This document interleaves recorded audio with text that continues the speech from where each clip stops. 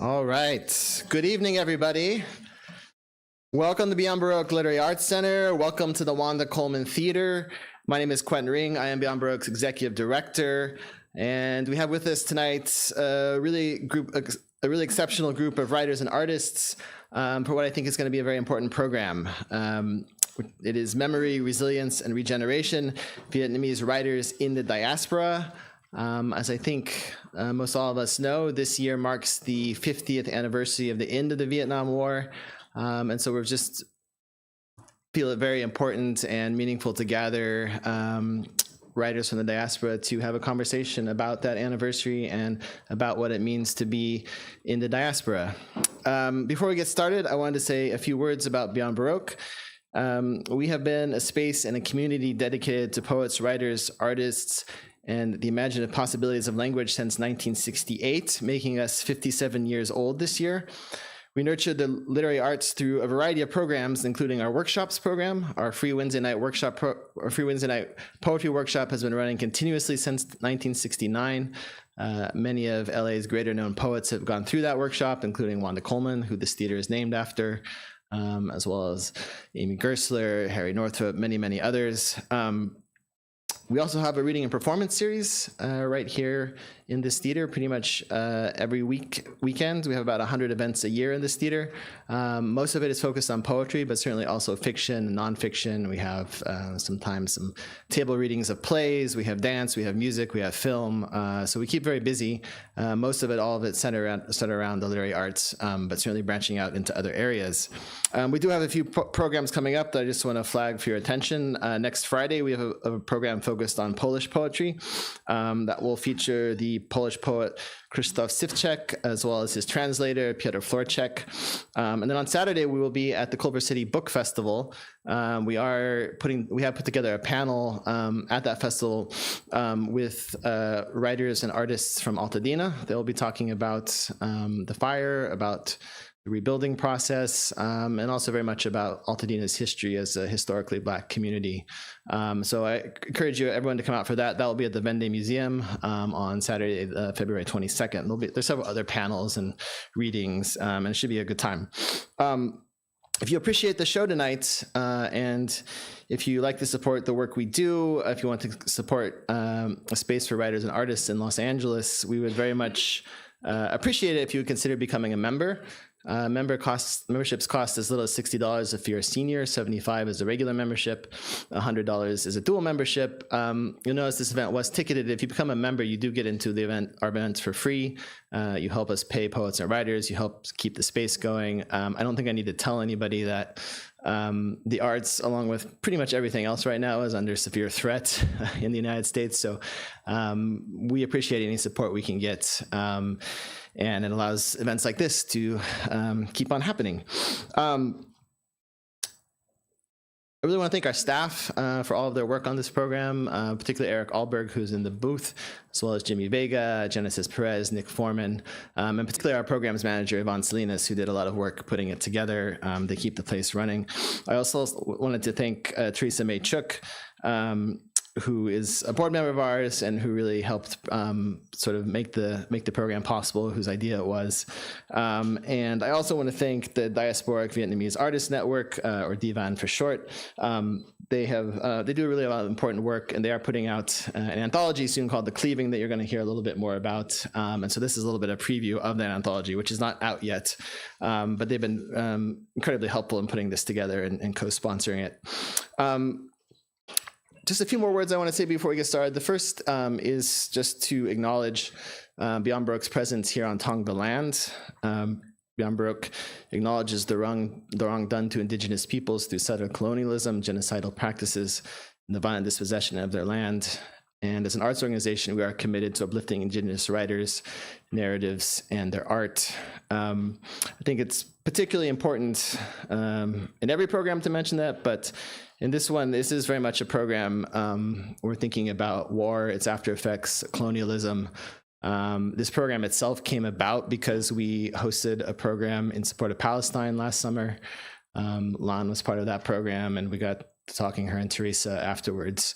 I think what we're seeing going on in the United States right now is deeply connected to the long history of settler colonialism in this country, and thinking about colonialism in Southeast Asia. It's all very much connected. And so I think we're going to have a good conversation tonight and a really powerful set of readings. So my final word of thanks that I want to say is to our readers and artists. We're going to have some readings, then we're going to have a conversation. There's a presentation of art up here as well. And so thank you all for being a part of this program.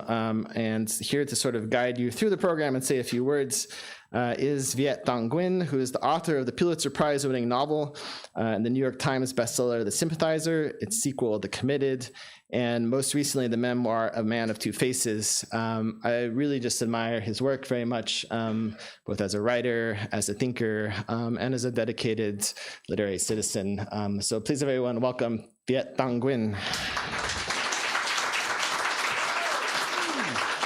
Thanks so much, Quentin. Let's give it up for Beyond Baroque, the oldest arts institution in Los Angeles. It's really amazing to be here with you tonight. Speaking on memory, resilience, and regeneration, and you're also seeing the artwork of Anne Lay. She'll be up in just a few minutes to talk about this work, but just wanted to say a couple of words about what memory, resilience, and regeneration means, not simply in a literary or artistic context, but in a political and historical context, because this is the 50th anniversary of the end of the war in Vietnam, whether you think of that as the fall of Saigon or the liberation of Saigon, or maybe both. Probably says a lot about how you view the world and the past. But I think about this in terms of not just the memory, resilience, and regeneration of the Vietnamese diaspora, which is a really important part of my life. The end of the war led to millions of Vietnamese people fleeing from Vietnam for various reasons. And those people, like many other Vietnamese people, love to reproduce. And so now we have a diaspora of, that's a joke, people. We have a diaspora of 4 million, at least 4 million Vietnamese people in many countries around the world. And in Vietnam, which population was about 35 million in 1975, it's approaching 100 million people today in Vietnam. And most of those people were born after 1975. So what does it mean to speak about memory, resilience, and regeneration at a time when many people, for better or for worse, and for many different reasons, want to move on and to look forward? What's the point of doing that? And I think our speakers will address that in different ways. But for us, I assume, many of us as Americans, we live in a country in which for many years, this was thought of, the war in Vietnam, the American war, was thought of as a bad war. That was the sort of the cultural hangover and political hangover of the war in Vietnam. Well, now we're at a time where I'm teaching a class on the American war in Vietnam at my university, USC. All of my students are born after 9/11, and almost none of them, have even seen a Vietnam War movie. So there was a time in the 70s, 80s, 90s, early 2000s, you could probably count on many people having seen at least one Vietnam War movie. And that's a terrible way to learn history, but it's something. And now you don't even have that connection. And so I don't know if it's true anymore that we can describe the cultural hangover of the war in Vietnam as simply being a bad war. I think part of what memory, resilience, and regeneration means is not simply how those things are undertaken by artists and by activists and by countercultural anti-war types, but how the Pentagon, Department of Defense, the presidents of the United States have engaged in a bipartisan effort to rework the memory of the war in Vietnam into a good war, or at least a noble but flawed war.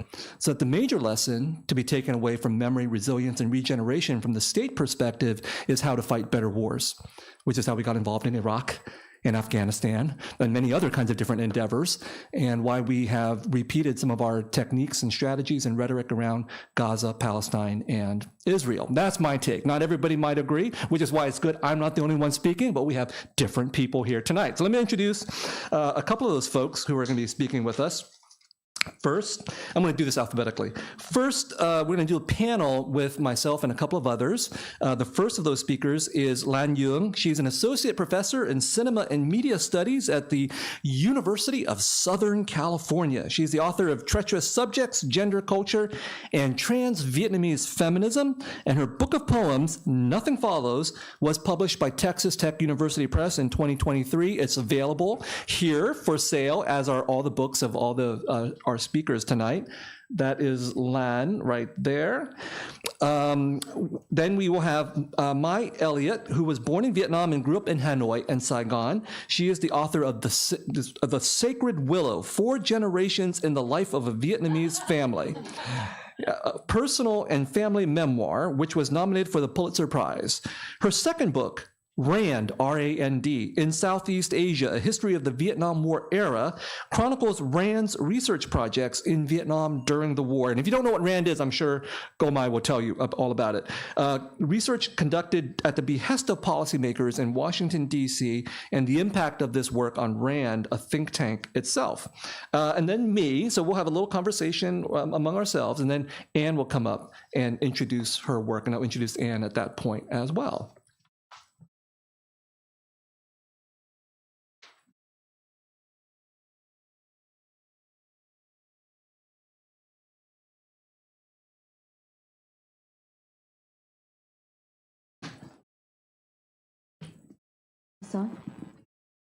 Hello, everybody, and thank you so much for coming tonight. As Viet mentioned, my name is Lan. I am a professor of film at USC, and I'm also a writer.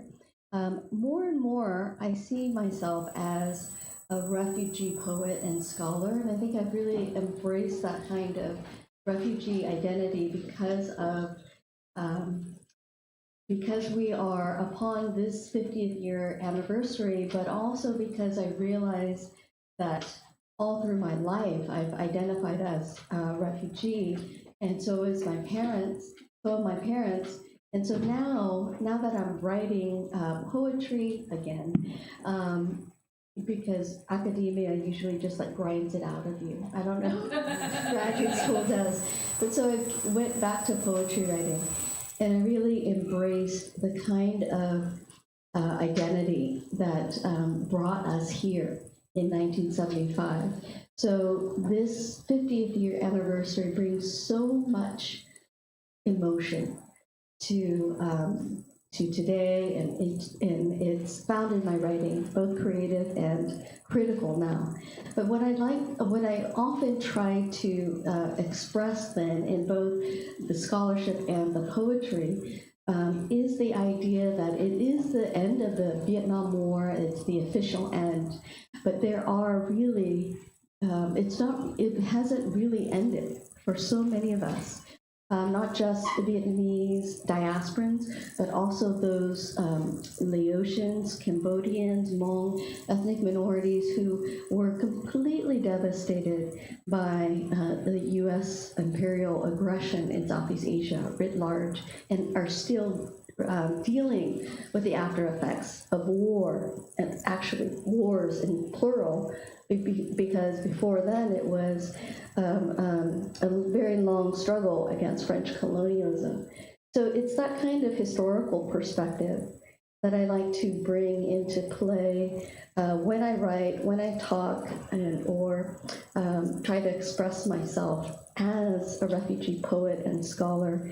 So that is my beginning, and I try to also give honor then to the generations who fought in the war, as my father had. He was a lieutenant colonel in the South Vietnamese Army, and if he had not left in 75, he would have been persecuted and perhaps re-educated. But then also the generation before mine, like my brother, who was in the Army as well, and who just came to the U.S., and as many of the folks that I know and knew, it's those stories that of people falling through the cracks, of whose stories are not heard, among stories of victory or of loss.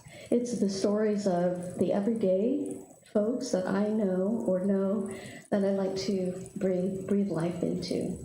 And so that's part of the reason why I'm talking about Vietnam, and will always talk about Vietnam. And I think it is through the arts and through narrating our stories that we can try bit by bit to re-narrate this hegemonic, dominant story that Vietnam is a war, right, and not a country.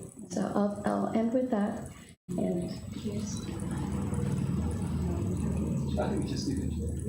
Okay, good evening, and again, thanks for coming. Like all Vietnamese, especially those of my generation, our families and us, we experienced the war very personally. And when I talk about the war, I think about, I go way back to the day the French arrived in Vietnam and took it over. And my grandfather's generation had to fight them. And then they suppressed all resistance.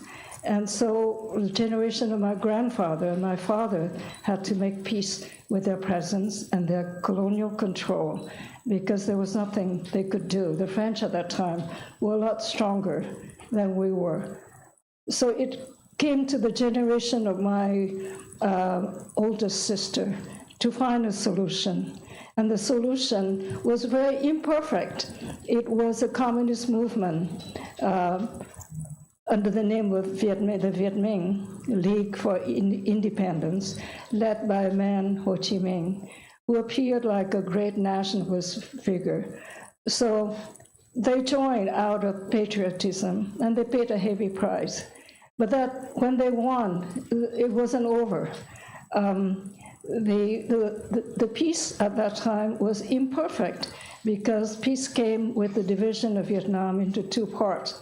The northern parts going to Ho Chi Minh, the communists, and the southern part to what we call the nationalists, mainly the non-communists. And so the peace meant disruption for my family, because we had to pick up and leave for South Vietnam, because my father had worked for the colonial government, not out of choice, but out of necessity. So he thought that if we stay, the communists would persecute us. So we jumped on the plane and left for South Vietnam with nothing but the clothes on our back. So we had a very short period of peace, because then the Viet Cong, the guerrillas, decided that they had to fight to liberate the South and reunify the country. Under a government they believed would bring justice, social justice, and economic equality. So then the war started again, and then the Americans arrived, because it was a Cold War. And the Americans thought that Vietnam was being overrun by communism.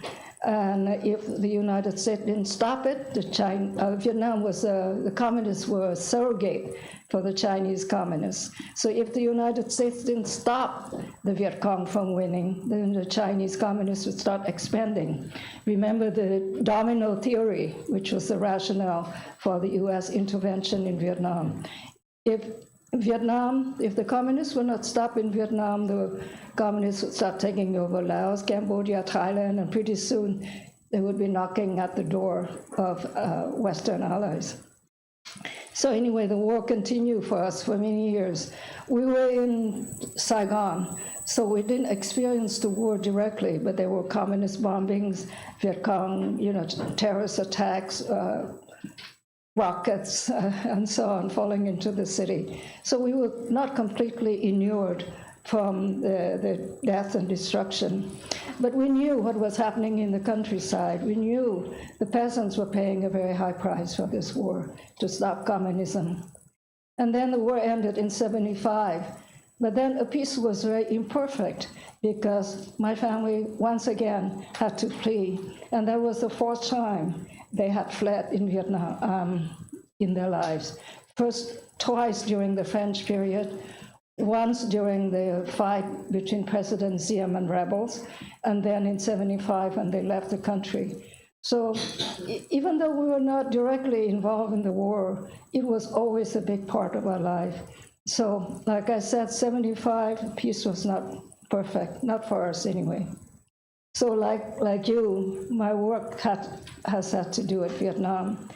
like all writers, we write about what affects us the most, what we know the best. So I think that's why my work has had to do with Vietnam. But talking about memories, different people remember different things. I was talking to my son, Brian, his wife, Meredith, in the car over here, and we discussed that. And Brian made a comment. He came back with me in 2016 to visit Vietnam for the first time. And he noticed that nobody talked about the war. There were remnants of the war, B-52 debris display and so on. Nobody talked about the war. Life was improving. People just wanted to rebuild their life and move on. So I think I talked to Brian and Meredith about this, and I said, I think perhaps we, Vietnamese Americans in America, remember the war more deeply because our memory is frozen. We remember Vietnam at war. We remember 75 when we scrambled to get out. But in Vietnam, the memories they have new memories of rebuilding Vietnam, of enjoying new opportunities, worries about making a living, because poverty is still prevalent. There's corruption, there's oppression, but they just want to forget about the war. It's too painful. Who wants to relive that traumatic period? So most people have moved on. I have trouble getting my relatives to talk about their lives during the war. I have trouble talking to my cousins in Hanoi who lived through the carpet bombing. Remember when Nixon launched B-52 bombers over Vietnam in Christmas of '72? Well, how many days? 11 days of bombings nonstop. I had trouble getting them to talk about it because they don't want to relive the trauma. So I think that, like I said, different people retain different things. People want to forget, people want to move on, people want to relive it because it affects them so deeply. My relatives don't want to talk about the ones in the United States. Recently, a TV program in London wanted to interview my relatives about the war, and they said, no, it's enough. It's enough. We don't want to talk about it. So I think that people remember trauma differently. And I'm lucky I was able to get them to relive their trauma when I did, because now they don't want to talk about it anymore. I talked to them when their memories were still fresh, but now they just want to move on. By the way, there will be a half hour at the end where you can ask questions or make comments. So start thinking about what you're going to ask this incredible panel. But on the topic of what you, I don't know if this is working as well. On the topic of what you brought up, Komai, I've written 5 books on Vietnam in different ways, 2 novels, a short story collection, a memoir, and a nonfiction book of cultural criticism. I don't want to write 5 more books on Vietnam. But the question is, what do we remember from the past? What do we make use out of it? And how can we talk about the past but not be trapped by the past at the same time? And that's been very much a part of my work. So my first novel, The Sympathizer, was definitely about the Vietnam War and its aftermath. It was set in Vietnam in the United States. And in that novel, I wanted to try to offend everybody, the Americans, the anti-communist Vietnamese, the communist Vietnamese, and it works because there's people who hate me from each of these communities. And then when I finished that and I wrote the sequel, The Committed, I asked myself, who else is there left to offend? I was like, the French. The French did terrible things, as Komai implied, but they got away with it. They got away with it, because the Americans recorded everything they did. So we have this whole visual record of American atrocity. And with the French, we get baguettes and black and white photographs and colonial nostalgia, and we forget all the horrible things that French colonialism did. So I set that novel in Paris, in the refugee quarters of Paris, and involving not just the Vietnamese and the ethnic Chinese, but also Algerian gangsters as well, because I wanted to try to connect our history as colonized peoples with other colonized peoples. And so this brings me to my third novel, the last and final novel of the Sympathizer trilogy. And I wanted to exactly address everything that you raised, because I don't think we should forget the past, but I think that if we're trapped by the past in a very narrow way, then in fact we are victims of our own trauma. So recently I went to El Salvador. I came back last week to do research for this third novel, because I want that novel to open up in 1984 El Salvador. And the reason why was because when I was growing up as a refugee, I was quite aware of my refugee background in the Vietnam War, and I was also aware, because I was reading the news as a young kid, that there were these horrible atrocities happening in Central America, including El Salvador, and they were being committed by troops, armies that were being trained by the United States. And I never forgot that, and I didn't quite know how to make sense out of that. But I wanted to go to El Salvador to incorporate that into my next novel, because Ronald Reagan in 1984 thought El Salvador was the new front for fighting communism. That whole domino theory, the dominoes weren't going to go directly from Asia to the United States. They were going to go by way of Central America, which is why those conflicts in El Salvador, Nicaragua, Honduras, Guatemala became so important to the US in the 1980s. And if you ask people today, I don't know if most Americans know anything about what happened in Central America during the 1980s, but horrifying things happened there. And so one way for me to cope with the past and these questions of memory is not only to focus on what happened to the Vietnamese people, but how our history then intersects with other kinds of histories that are still alive. Because I was there in El Salvador the very same day that Marco Rubio was in El Salvador. He was at the Hilton, I was at the Sheraton. We're a mile apart, and he was signing the deportation agreement where the US can now deport not just Salvadorans to El Salvador, but a lot of other people as well, with the implied promise that we can also start deporting American citizens to El Salvador. That history is directly connected to the history of the Vietnam War, which then went to Central America, which then created these refugee populations fleeing in terror from the massacres being committed by US trained troops. Those refugees came to places like LA. Some of them became gang members. That led to the deportations of gang members to El Salvador, who then terrorized the population, which led Bukele, the president, who's Palestinian, to throw 80,000 people in prison and suspend the law. And about half of those people are not even gang members. And he has a 90% approval rating. So I hope you can see the connections between what's happening there and what's happening here, and that our history cannot be easily separated into the Vietnam War as some discrete entity. And I really want to resist that idea, because I don't want to fetishize the Vietnam War. I don't want to fetishize my own experience, my family's experience.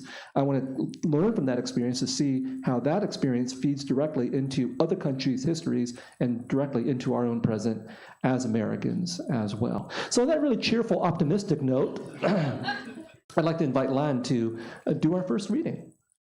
Okay. I was still thinking about Palestine and El Salvador, but I just want to say I agree with Viet wholeheartedly that the whole point for me in writing and being so invested in art and teaching even is to make these connections between our past and other pasts and our histories with other histories. So right now I am writing a second book on Vietnam and Palestine. I just think that these overlaps need to be understood and need to be solidified even more, so that we could build solidarity across groups, across countries. And so it is a very political mission with which I write. When I say I write, it means both, again, the scholarly work and the critical writing. So, and the creative writing. I'm going to read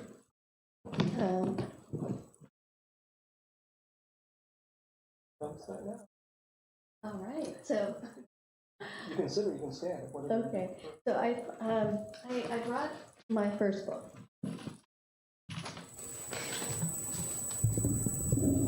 In order to read from, and I think this book speaks to the way in which I grapple with individual history and try to connect it to a larger collective history about Vietnamese Americans.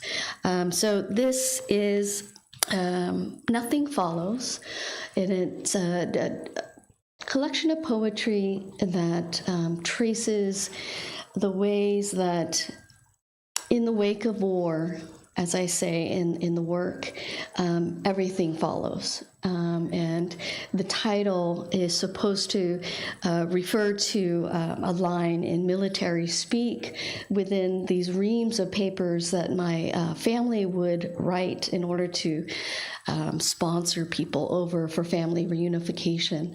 And this line, "nothing follows," would sit there in the middle of a letter to say that no other details or no other information is needed. But of course, this work is supposed to give lie to that kind of finality, as if there were one. I'll start with the first poem. It's called San Jose, 1980. Long-haired, dusty, bell-bottomed, emerging like wild things from our wagon. And once again, we are what we carry: clothes, pans, secondhand sandals.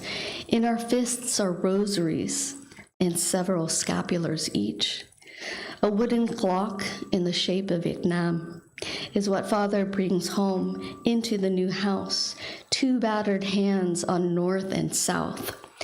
We left Butler, government cheese, a black clapboard house, railroad tracks, white Catholics sponsoring us from Vietnam to Guam, calling us gooks.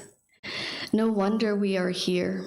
No wonder we sisters speak of suicide and other dirty stories. No wonder Father cannot loses his bearings, his temper, his tongue.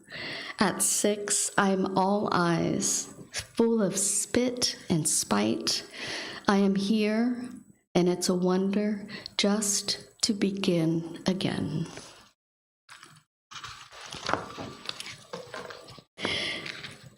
So just a little bit about the way that the work is structured is that it begins with the moment that we arrive in San Jose, and it reverses or goes back and forth between our time in Butler, Pennsylvania, now famously known as where Trump almost got shot, unfortunately, but that's my origin story there.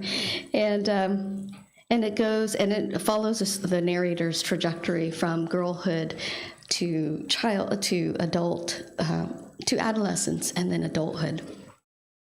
Along the way, there's a lot of things that the girl witnesses, some of which is violent, and some of which was also racism outside of the household.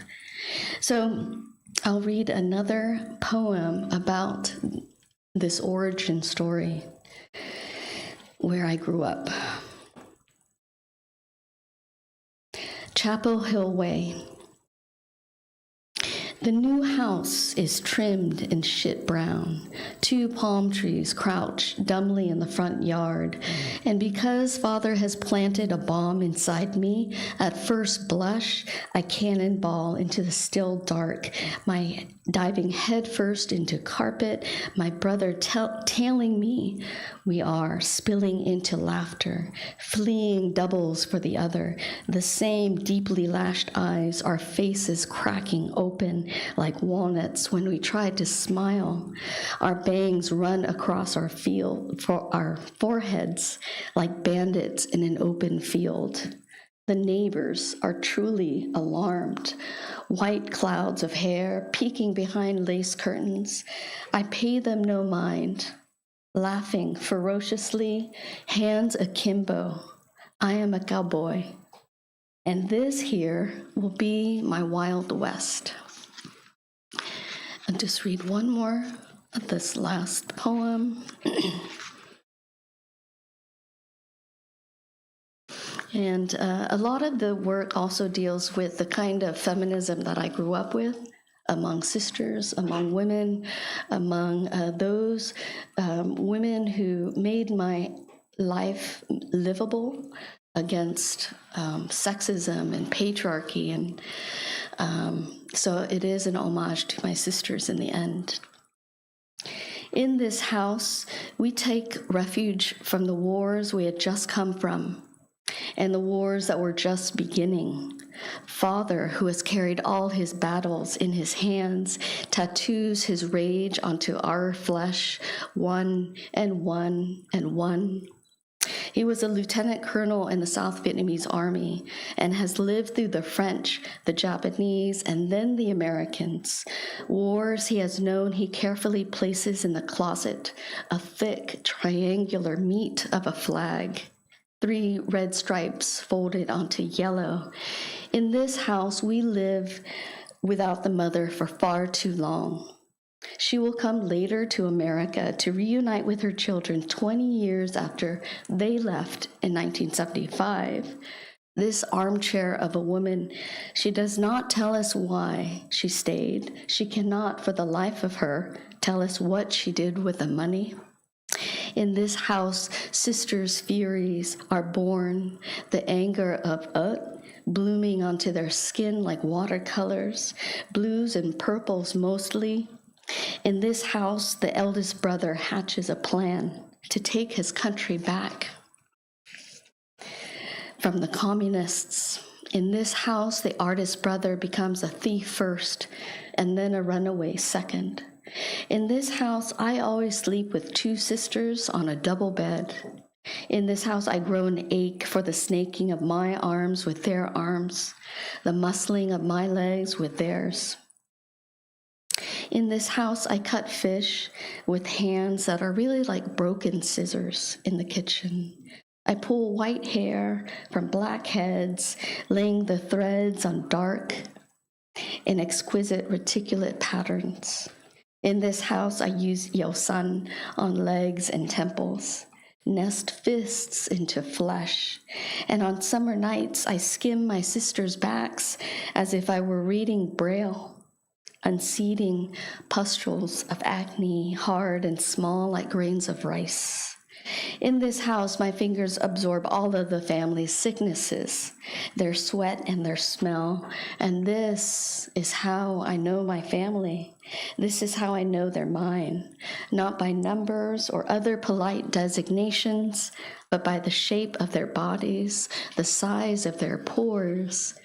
In this house, I devour my sister's fears and strengths, every last one of them, and on days they don't want to work, I hold them still and listen, ear to belly, to the eerie sounds of thunder their stomachs make. In this house, I find the best hiding places to fold my body into 2 when the fighting becomes too intense. In this house, I touch the nub of skin between my legs and love myself open during late summer evenings. In this house, I listen to stories and scavenge for what is useful. I take the fragments with me for when I leave and come back, for when I leave and come back. Thank you.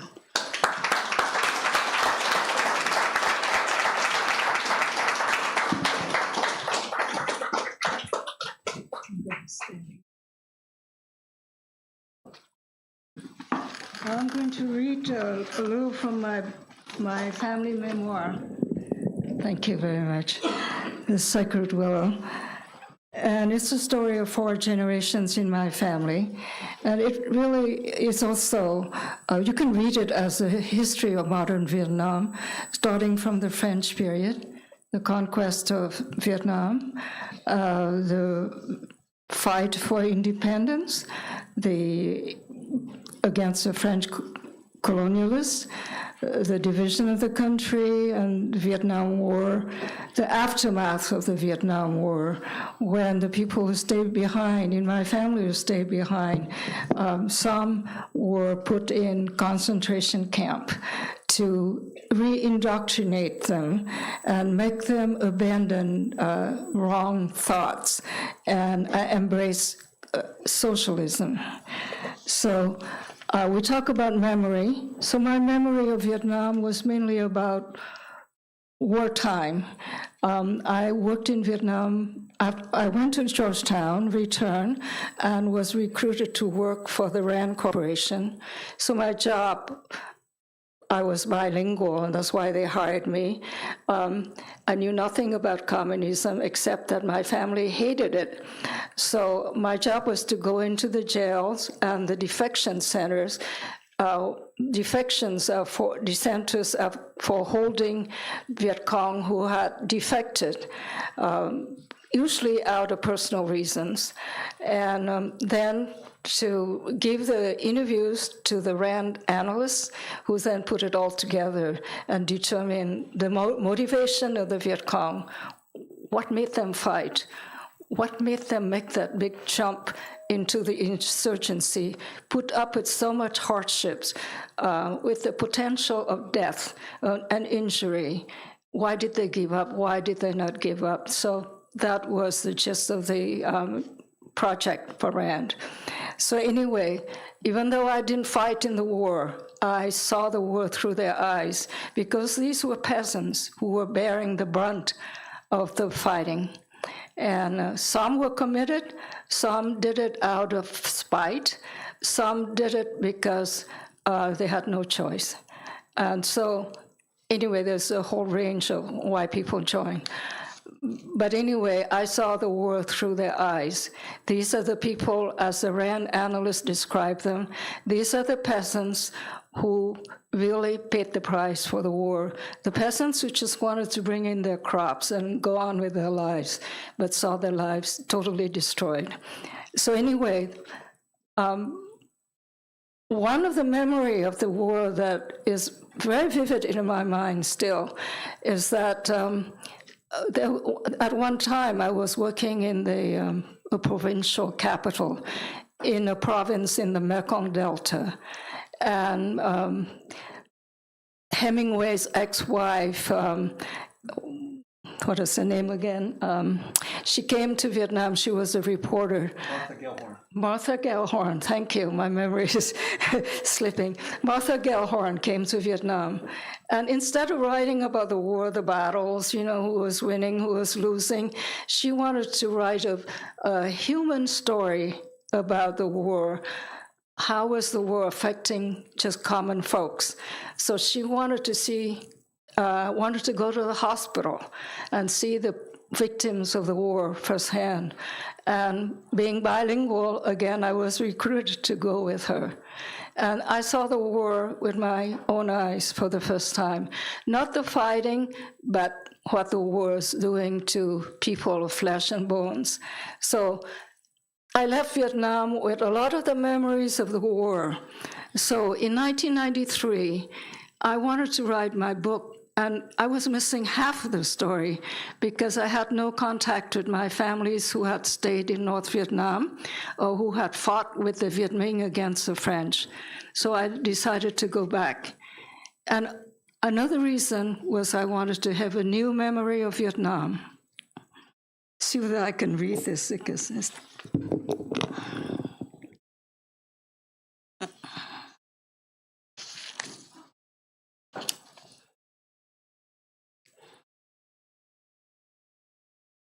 Let's see.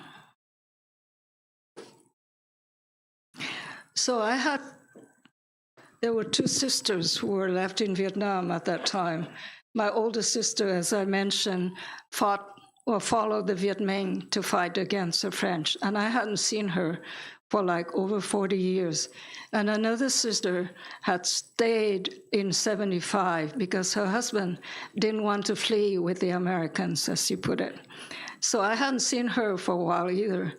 So part of my motivation was to reconnect with my sisters.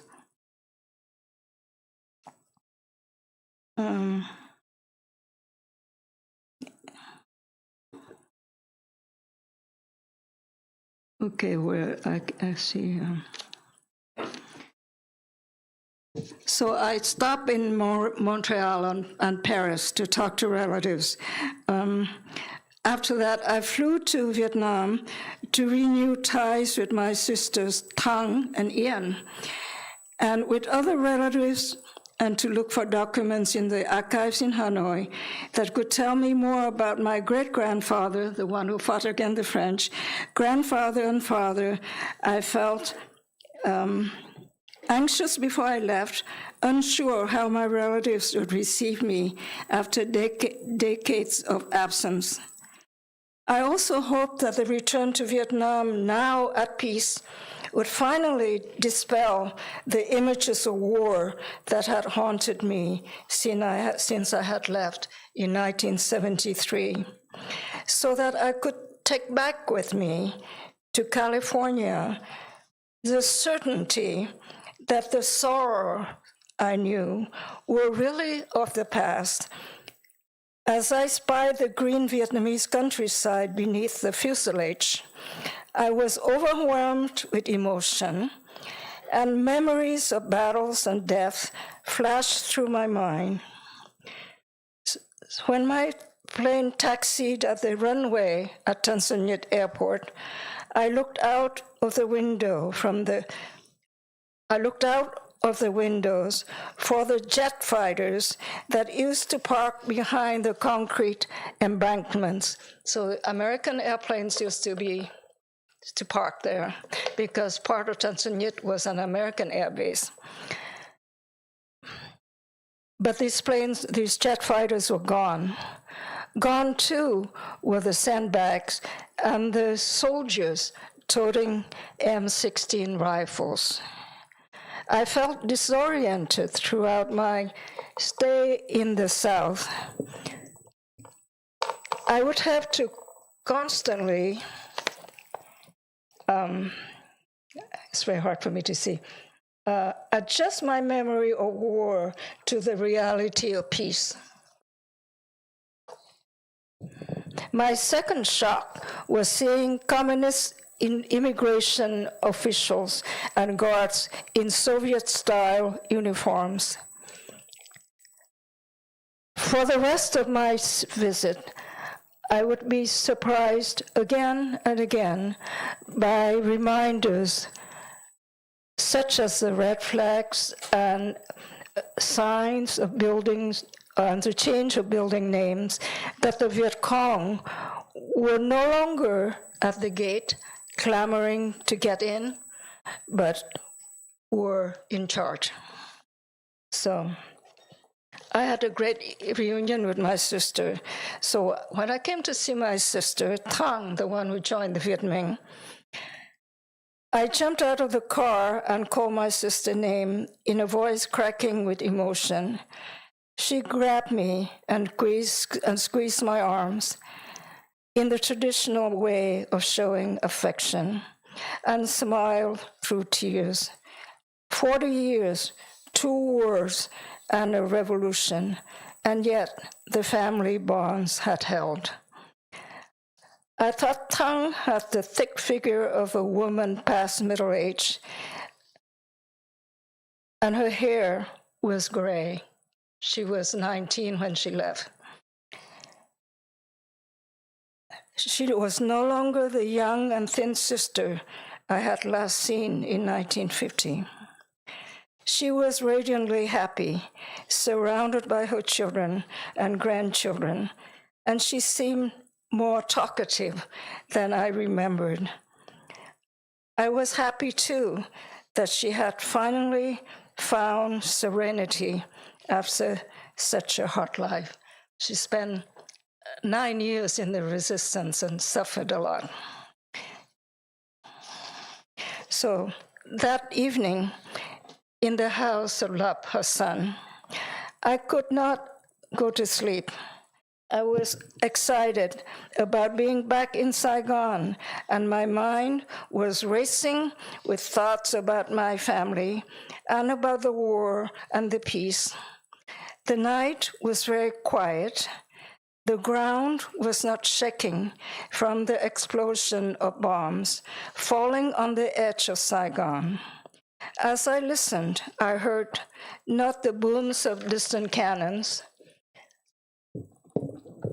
but the sound of rain falling outside and the intermittent, deep-throated cry of a bullfrog. So then I went to Hanoi and met with my relatives, went back to my family's ancestral village, visited the tombs of my ancestors, and then flew back to the United States. So, as my plane took off one fall morning from Hanoi, I looked out of the window and felt a sense of peace and closure. I had renewed family bonds, unbroken by time and war, and I had reconnected with my roots and my native soil. I had seen my relatives put the past behind them and move on, stirred once again by hope rather than by fear of bullets and bombs. I had seen Vietnam, the land of 2 million war dead, become once again the land of the living. And I was taking back with me not the deafening explosions of weapons, but the gentle sound of the monsoon rain. Thank you.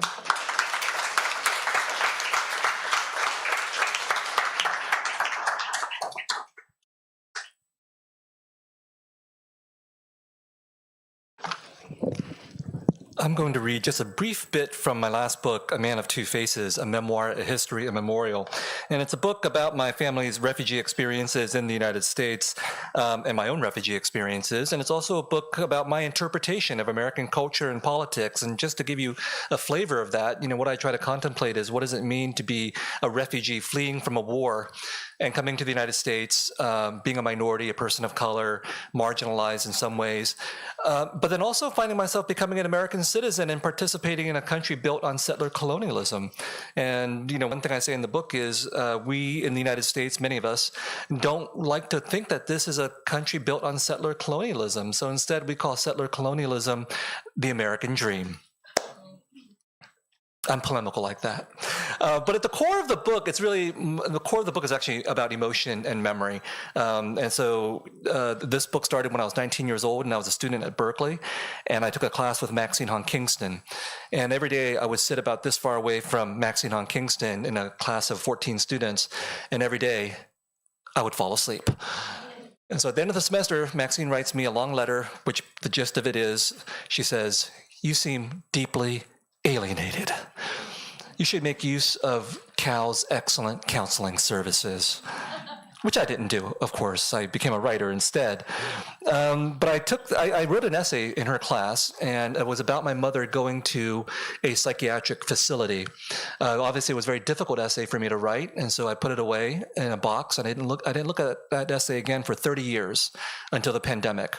And during those 30 years, I never forgot that my mother had gone to a psychiatric facility, but what I remembered was that she had gone when I was a little boy, because that's how I felt, terrified in that psychiatric facility. Then during the pandemic, I reread the essay and I realized actually I was 19 when I wrote that essay. I was 18 when my mother went to the psychiatric facility. So even as a full-grown adult, supposedly in full command of my memory proved completely unreliable and transformed everything. So the book is very much about the unreliability of our personal and collective and national memories. And it took me 30 years to become a good enough writer and a good enough son to write this, to turn the essay into the book that it became.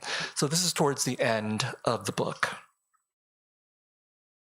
Ma was born in 1937 as Nguyen Thi Bai, a poor girl in a poor northern Vietnamese village. She dies in 2018 as Linda Kim Nguyen, American citizen, traveler of a life both ordinary and epic.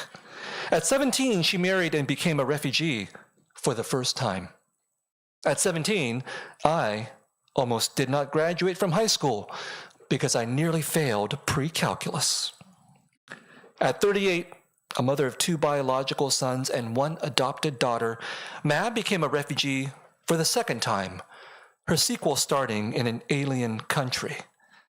At 38, I, with no children, struggled with writing a short story about Ma. Ma's first name is Bai. Giving children numbers as names was common in rural Vietnam. Families often had so many children. Some would not survive. Why give a girl a real name? As a girl, the seventh child, she deserved no more. Ma hated this birth name. In her last decades, she wanted to be called by her American name, Linda.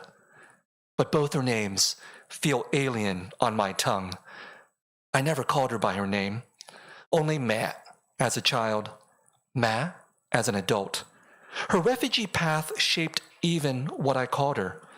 Northerners say Ma, Southerners say Ma, and I, as always, am somewhere in between. Most Americans who met Ma probably only saw her mortal, unextraordinary coil.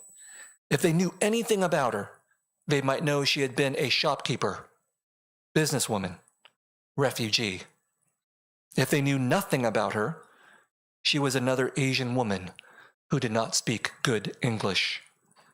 Ma never wanted to mention how she received only a grade school education.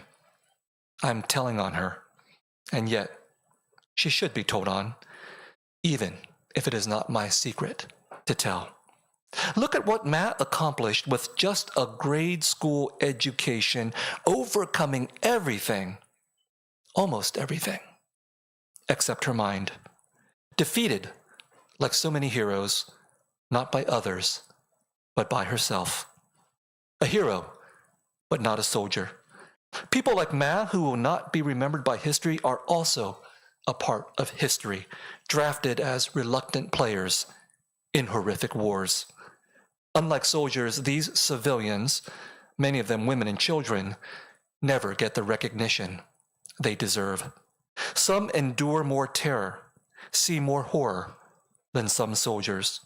And the wars of the 20th century, including the ones in Vietnam, killed far more civilians than soldiers. Civilian stories can be war stories too. Perhaps what happened to my mother was simply her body and mind's fate. But history and war took their turns hammering Ma, unnerving her, breaking her. My mother, child of colonization and war. Me, grandchild of colonization and war. Also the child of Ba Ma, who chose each other. For all that Ma was lost to us for so many years, my father's love was not lost to her. She saw this reality from the orbit of her surreality. I know, because the last words Ma says on her hospital bed in the family room, before she says the Lord's Prayer with my father, are for my father, to my father. Am yêu anh. This I will translate, even if the translation is not enough. I love you. After the Lord's Prayer, silence. My brother, the doctor, gives Ma morphine, while my sister-in-law, the doctor, watches. Ma's breathing slows. I lean close to tell Ma in Vietnamese that I love her. She lived a good life, a life of hard work and sacrifice, a heroic life, a life that demanded so much strength, devotion, and love. I don't know where Ma found those qualities, but I am the beneficiary. These words, this faith in her, this betrayal of her, are the outcome. Ma's eyes do not open. She gives no sign of hearing. Her breathing finally stops. It is midnight. Her journey on this earth complete. My mother is mine, and my mother is also other to me. My brother makes a phone call. In an hour, a courteous stranger who might be Filipino arrives with a gurney, fills out a form, takes away my mother, leaves the empty hospital bed in the family room, and drives my mother into the night. I remember Ma loved me. Everything else I can forget. Thank you.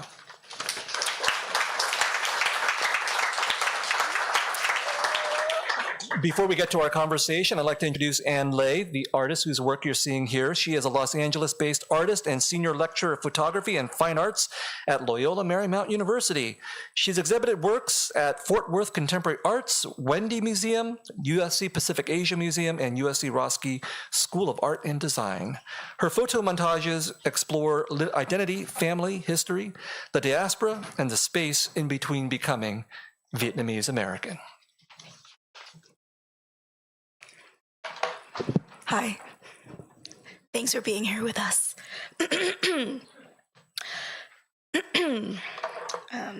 I'm first generation Vietnamese American, born and raised in San Diego. My father was a photographer before the fall of Saigon. He also was a part of the SVA as well. My parents were boat people. My work is about a reimagined landscape that touches on the American War in Vietnam. My work questions the Vietnamese diaspora and how I became an American.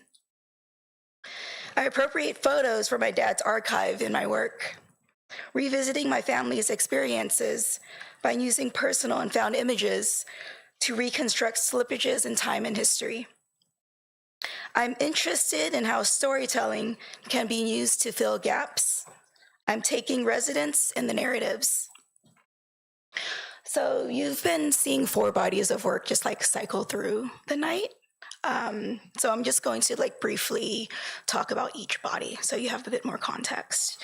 A vernacular of silence after Ocean Vuong, where I pair passages from his novel On Earth We're Briefly Gorgeous with photographs of my family in Vietnam.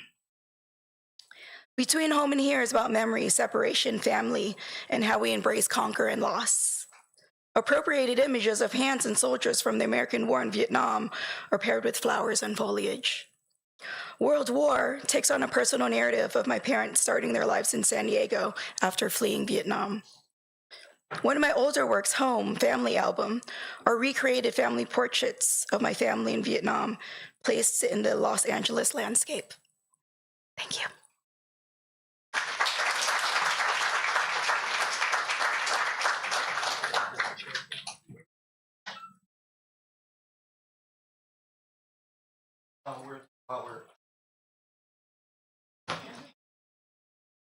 While we're setting up the chairs, I want to introduce our moderator, Hoang Nguyen. He is a commissioner on the Los Angeles City Commission for Human Rights. We're going to talk for a little bit, and then we're going to go to audience Q&A. So again, make sure you come up with some questions for us.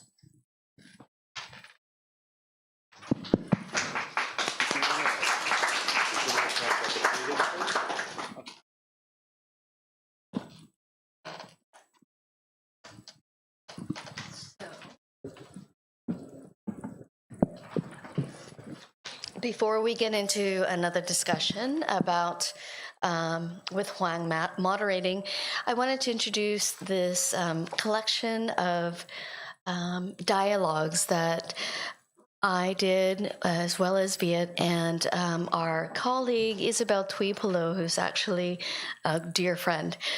She and Viet are the co-presidents for the DVAN, the Diasporic Vietnamese Artists Network. And we came together to, and this was about 8 years ago, to bring together about 18 different artists, writers, musicians of Vietnamese descent all over the diaspora. And we facilitated these conversations between people like Vietnamese Canadian writer Kim Thuy and Ocean Vuong, between Viet and Vietnamese American writer Monique Chung, as well as other amazing artists and writers who are up and coming, but also established writers. For example, go Mai Elliott with the writer Layli Haislip, who did When Heaven and Earth Change Places.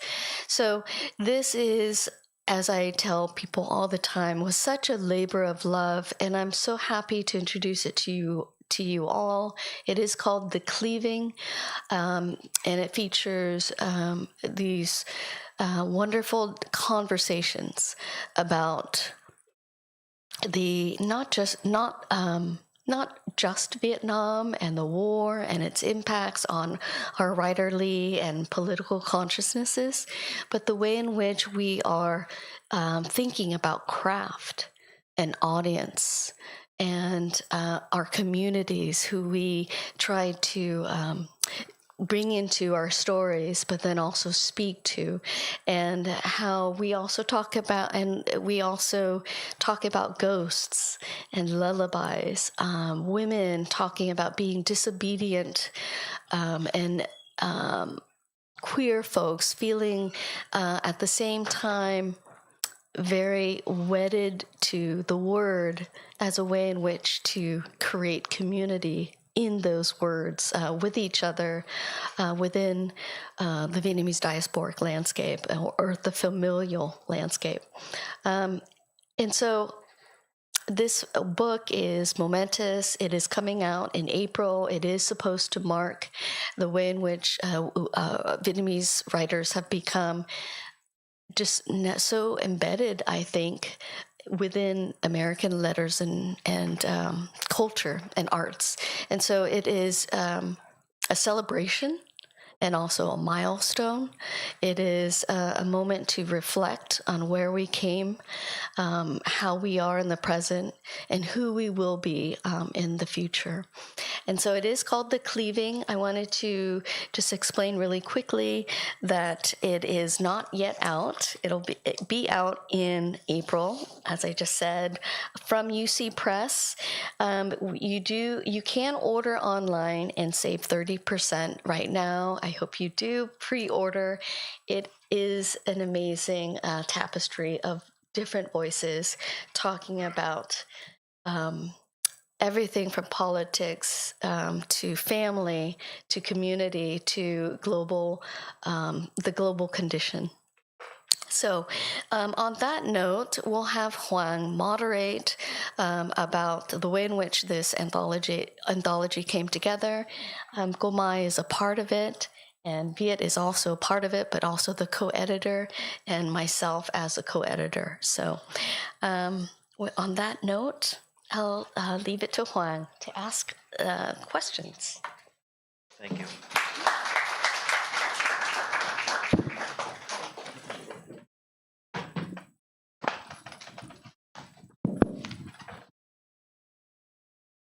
Thank you, Lan. Everyone, go buy the book. I've read it. It's great. And my job here is done. April 15th, that's when it comes out. Yeah. I really love this anthology because it brings together some of the most prominent Vietnamese writers that all of us have read, I think. And for me, they really were the ones who informed me about the Vietnam War. My parents didn't talk about it. My grandparents didn't talk about it. At school, they didn't talk about it. And it's reading these writers that really educated me on my history. And the pairings are very interesting. I wonder if you could, either you or Viet, Lan, talk about that.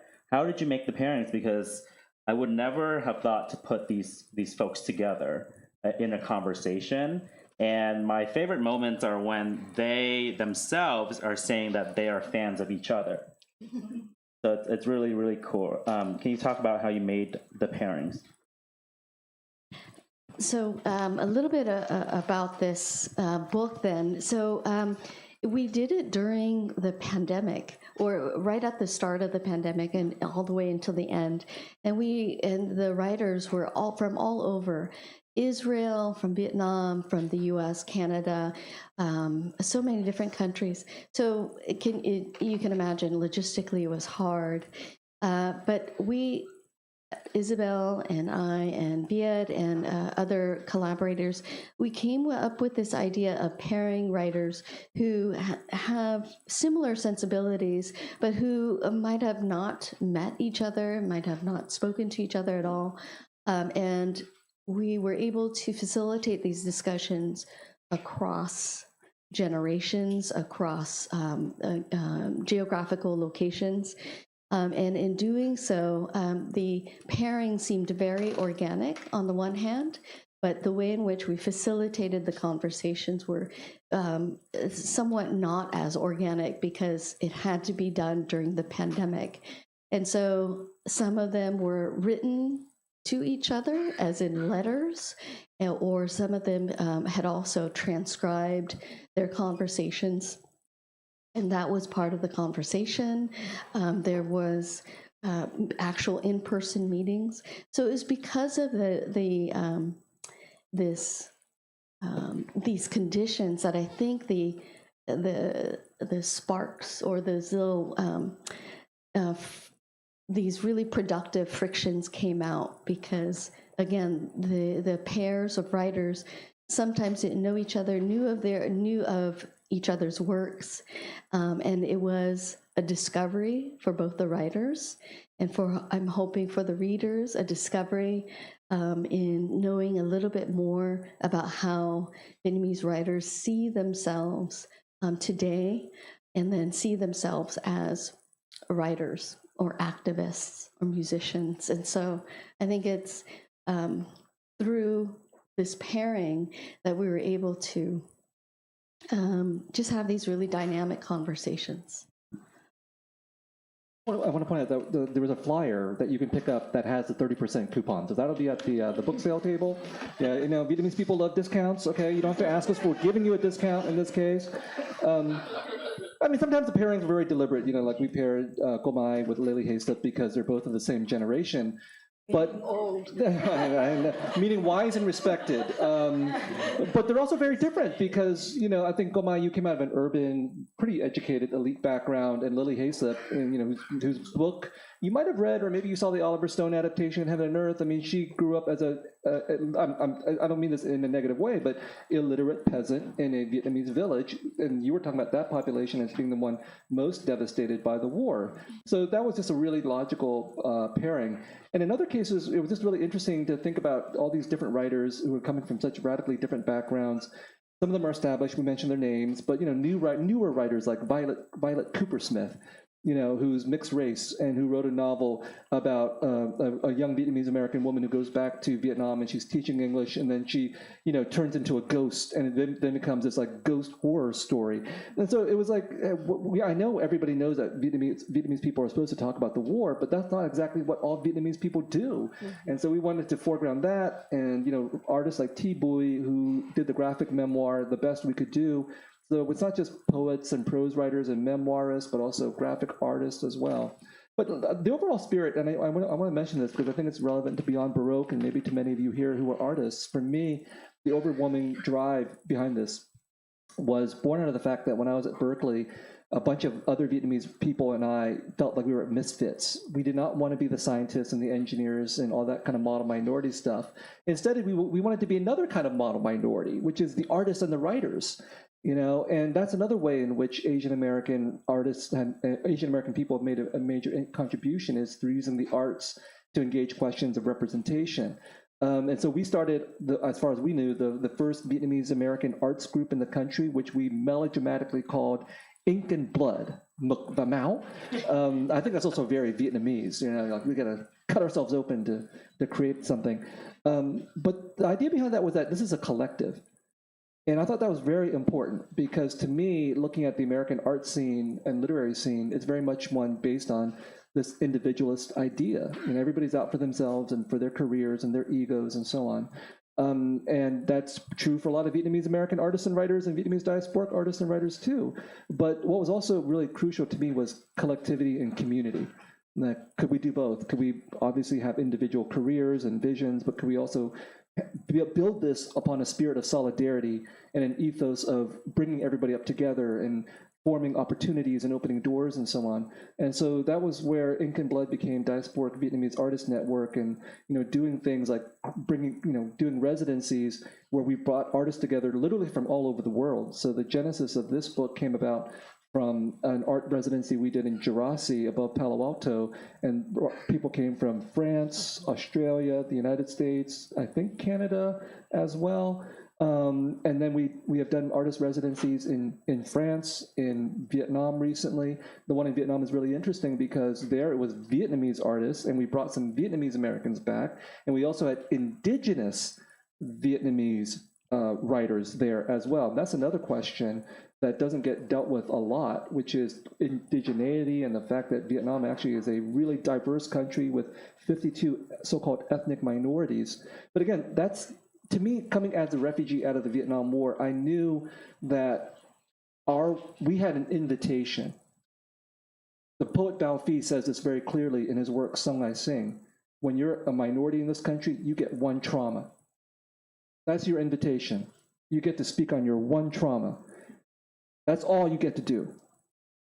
And if you do something different, he says, shut the fuck up. That's the response of American society. But if you take that invitation to do the one trauma, you can become the individual voice for the voiceless, speaking for that one trauma. And that's true not just for the Vietnamese, but for every other, marginalized population in this country. And I just refuse that. And Ink and Blood and diasporic Vietnamese artists refuse that demand to be the individual voice for the voiceless. I believe in what Arundhati Roy said. There's no such thing as a voiceless. There's only the deliberately silenced and the preferably unheard. And how do you combat the conditions of voicelessness? It's not simply by having individual artists.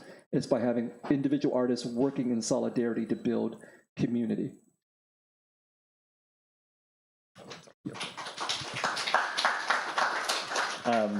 Gomai, I want to turn to you because in your conversation, and for those who are not Vietnamese, Go means auntie, so Yes. we got to put respect on her name.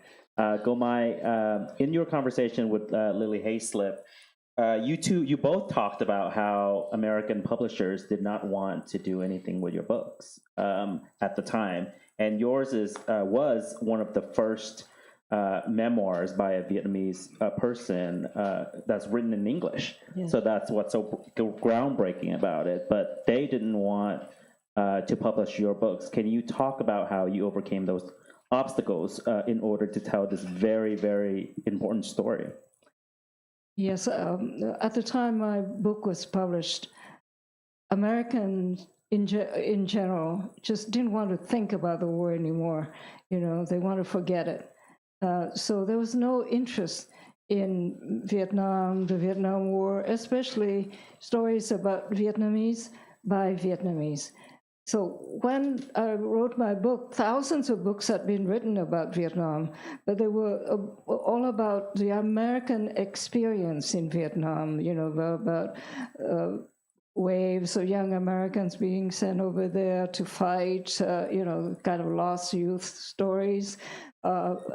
Books about American policy, strategies, battles, but it was all from the American perspective. So I wonder whether my book would be published, but I was encouraged that Lily Hayslip's book had been published because her was actually a kind of a pioneer book. She, as Viet mentioned, she was not well educated, but had a very compelling story to tell. But her agent found a ghostwriter who did a great job to write her story, which became very well known, and Oliver Stone made a movie out of it. So in a way, she kind of was the pioneer. But before that, there was one Vietnamese, the ex-South Vietnamese ambassador to Washington, who had written a memoir called In the Jaws of History, and it was published. So he was also a pioneer. So in my case, I lucked out because I found an agent right away who found a publisher. But I didn't know there would be any interest, but to my surprise, there was. I think Americans were ready to hear about the Vietnam War from the perspective of a Vietnamese. And so, but my second audience was actually Vietnamese Americans, because they came here not knowing much about their home country, and their parents didn't want to talk about the war, so they knew very little about it. I thought, they would be interested in learning more about it. So, I was lucky I got published, but and I guess my timing was good. There was renewed interest in the war, especially from the point of view of Vietnamese. Yeah, I find it interesting who's given the position of authority. And I think in the cleaving, you wrote about, and you and Monique Jung had your conversation about authority. Who is given this authority? If you're Vietnamese, your authority is to write about the Vietnam War. It's very much based on your identity, becoming an expert authority on that identity. And while some people may shy away from that, right, like they don't want to be pigeonholed, you, Viet, I think you talked about stepping into that authority, seeing it as an opportunity. Can you say more about that and why that was important and for writers of color, especially now, to do? Well, that trauma issue is a trap, because again, you're offered an invitation. You can write about the one thing that you're supposed to know about, but you can't write about anything else. The way that's usually phrased to writers of my kind is, are you a minority writer or are you just a writer? And obviously the implication is you should be just a writer, because to be a minority writer is a negative thing. So that's the trap, right? Because then if you write about being a minority, you've already conceded to being, this limited person. But then if you are just a writer, you have to renounce everything that makes you the so-called minority. And so you have to be able to identify the trap in order to refuse it and then to take it on in your own terms. And so, in terms of what Hoang is saying, what I thought was, so I cannot write about the Vietnam War? Because if I write about the Vietnam War, then I'm just being Vietnamese, and that's, of course, the only thing I know how to write about. But then if I don't write about the Vietnam War, I'm just going to let all these white guys write about the Vietnam War. So you're screwed either way. What are you going to do? So my strategy was to walk directly into the trap and say, I'm going to write about the Vietnam War, but I'm going to write about the Vietnam War in a way no one's ever seen before, I think. And I'm going to write about the Vietnam War in a way that most Americans have not thought about it. Because as Gomai said, and I knew this because I've written a lot as an academic about the Vietnam War. Most Americans are so locked into their ethnocentric approach to the Vietnam War, they don't even know it's ethnocentric. They just have no idea that they're looking through at Vietnam and the Vietnam War in a very American, typically very white way.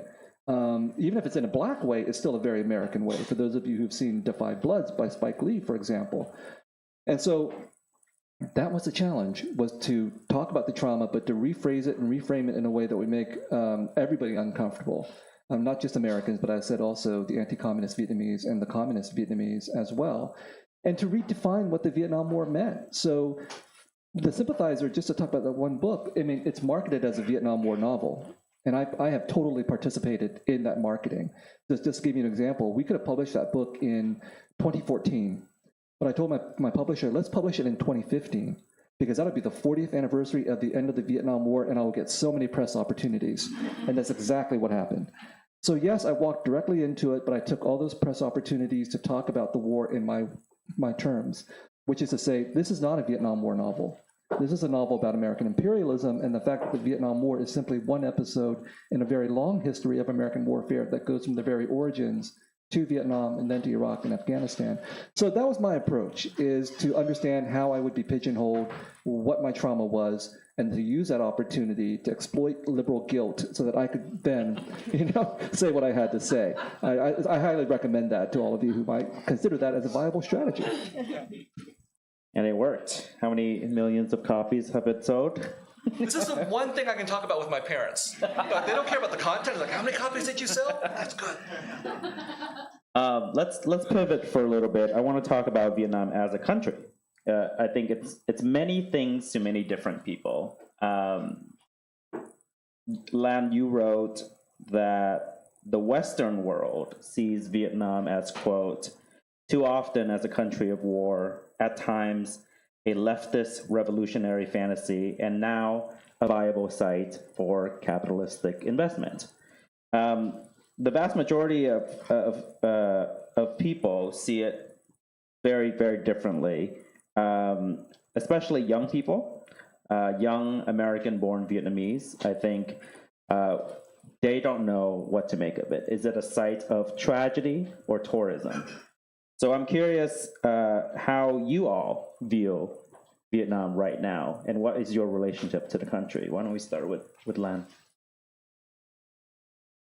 Thanks for that. I was hoping to draw that out, my relationship to Vietnam, in any of the writing that I do, but especially in my poetry, as a way to pay homage to these stories that are not ever heard or untold, are not told. And some of the stories that I want to tell then are of women. So that's my one of the focuses in my work is, as a feminist, how can I talk about the women who have been so widely impacted by the war, both in personal and political terms. But how did the small wars that happen at home, how does that play out as well? How does that make a war story, as Viet has said? And how do we understand the war from a gendered perspective? And so that is part of the way that I think about Vietnam and the kinds of untold stories that remain untold for a variety of different reasons. As you all probably know, Vietnam is seen, I think, in very often gendered terms in film representations, especially. The reason why Mai Elliott and Layli Hayslip were so important for us as women writers is because there was a push against, or a push to see Vietnamese women outside of those stereotypes of being prostitutes or of being snipers.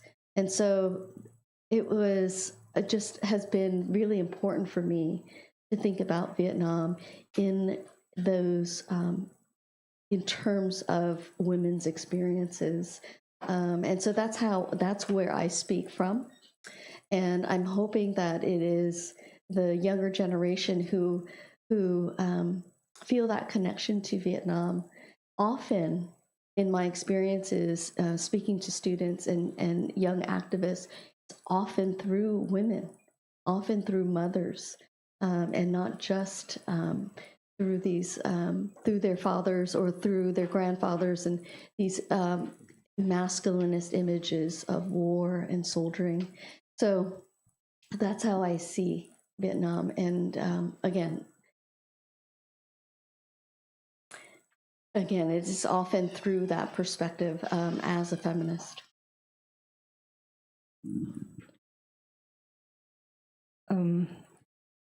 One thing I forgot to mention when I talk about one of my motivations in writing my family memoir is Americans' interaction with Vietnam, especially in books and so on, are very limited. You know, the peasants living in hutches wearing black pajamas might pop out of the rice fields and shoot at them, or the bar girls and the prostitutes they meet in the bars in Saigon and so on, or the guys who do their laundry, or Vietnamese, marginal Vietnamese that they dealt with.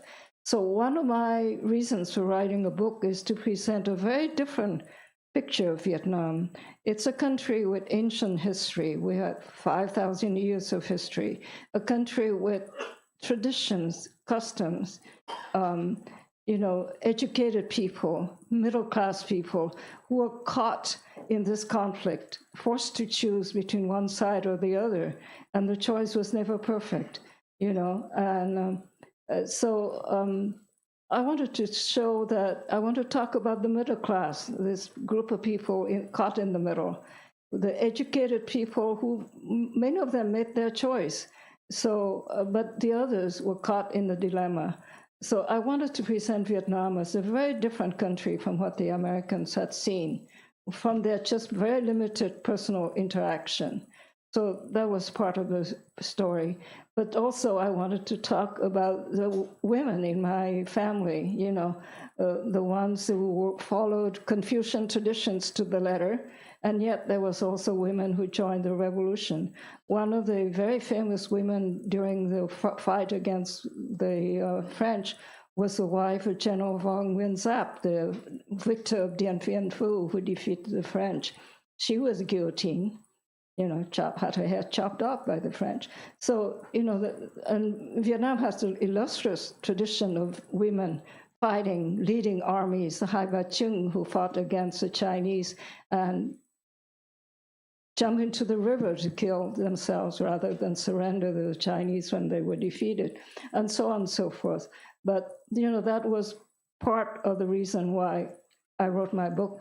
As to my, how I view Vietnam now, is I view Vietnam as a country, and like I said, I'm so happy the war is over because it lasted so long. Like I said, it started in the generation with my great-grandfather. So for me, Vietnam at peace, that's the best thing that could have happened to the country. It has a lot of problems, inequality. The rich are very rich, the poor are very poor. There's corruption, but life is getting better for more and more people, their jobs and so on. There's still a lot of poverty. But when I go back, I just see a lot of changes, a lot of them for the better. So I'm just so glad for Vietnam and for the Vietnamese people. And my relationship with Vietnam is right now just very personal. I go back to visit my friends, my relatives, and beyond that, I still write about Vietnam. I still write about Vietnam during the war, but that's something that writers write about what they know and what affect them the most, the trauma in their lives. So I still write about it. But as for Vietnam, for me, it's a country at peace. That's all it is. I think for those of us who had some personal connection to Vietnam, like we were born there or our parents were born there, I think the relationship with Vietnam will probably always be a very emotional one because there's so many complications, So in the case of my family, 4 of us managed to flee, but we left behind my adopted sister who was 16 years old, and she never got to leave the country. So you can imagine returning home and encountering this history is difficult in a lot of ways for my family and certainly for my sister as well. And so those kinds of stories are really, very, very common. But the idea that Vietnam is now at peace and it's a contemporary country is really important because I think Vietnam should be judged on its own terms.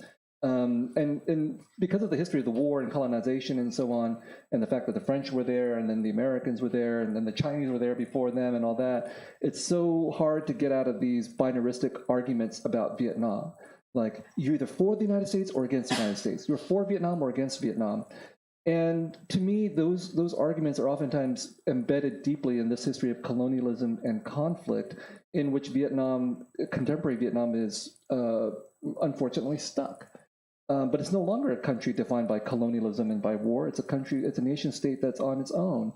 And so my relationship to Vietnam today is to say, well, I should be able to criticize Vietnam like I criticize the United States and France. This trio of countries I've written quite a bit about, they're all defined by their revolutions, the French Revolution, American Revolution, Vietnamese Revolution. And arguably, each of these countries has failed the revolutions in really fundamental ways. The French colonized a whole bunch of different countries. The United States, I've already said my share about the United States. And contemporary Vietnam is a nation state that does what nation states do, which is to both protect some of its people, but also abuse others at the same time. And also is a nation state that throws its weight around when it can in its own region of the world. And so for a writer like me, who's mostly concerned with power and its abuse, because I think that's one of the most important tasks that writing can address, Vietnam should be held to account. When I say stuff like that, sometimes people will say, well, you're just being anti-communist. I'm like, no, I'm not being anti-communist. I'm being anti-nation state. And I think every nation state should be held accountable for what it is and what it does. And that's the right that Vietnam has earned by winning its independence and its freedom, which I fully support. I think you're talking about the responsibility of a writer right now at this moment in politics. I think we're 1 month into the Trump regime, and the United States is the political system is on the verge of collapse right now. Let's be honest. What do you think is the responsibility of an artist in this moment, and specifically of writers?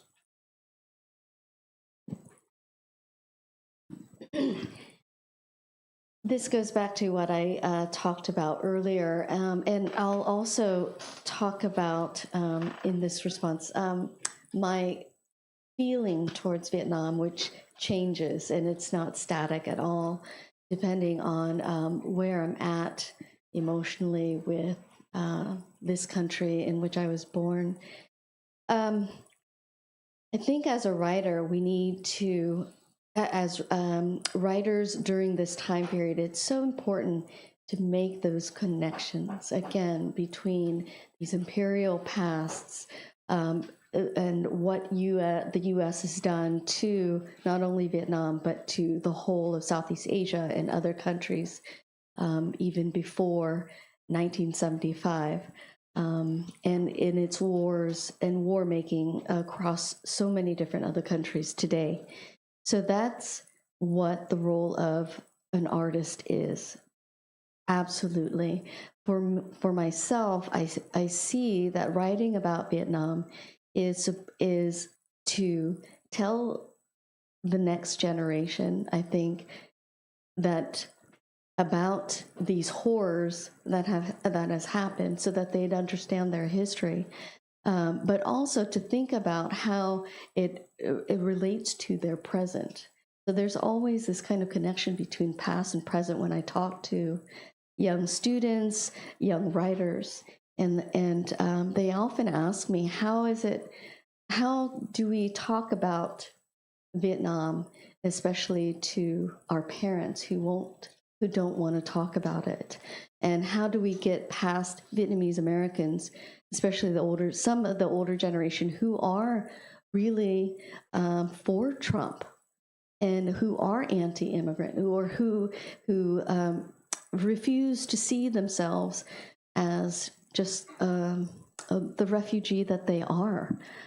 So it comes to breaking it down to the masses about this kind of history that resonates.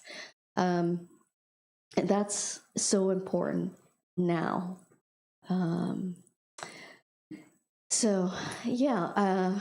And so in the work that I do, again, I'm trying to make these connections between history, between these histories, between Vietnam and Palestine.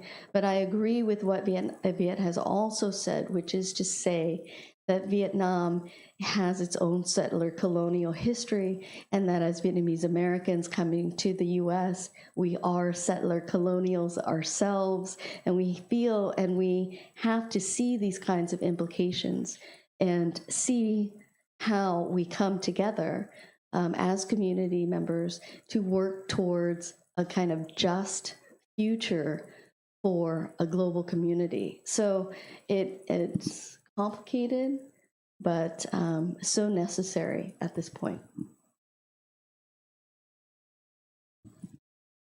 Well, I started out, because of my family background, with deep, deep-seated fear of communism.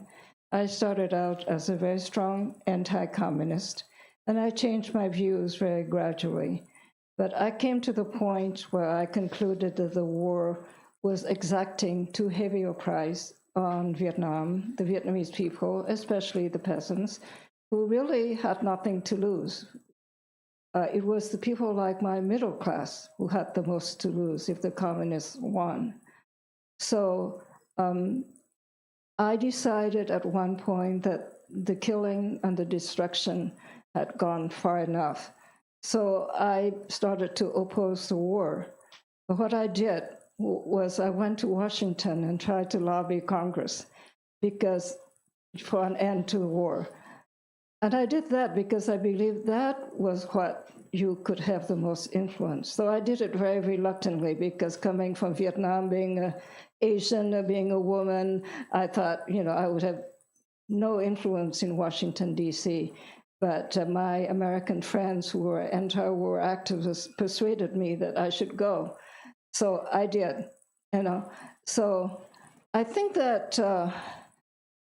the best thing to do if you want to end war anywhere is to go and lobby and fight where you can have the most influence. I'm very sympathetic to the Palestinian people, especially the innocent victims. And I believe that we should have peace there. I don't know how.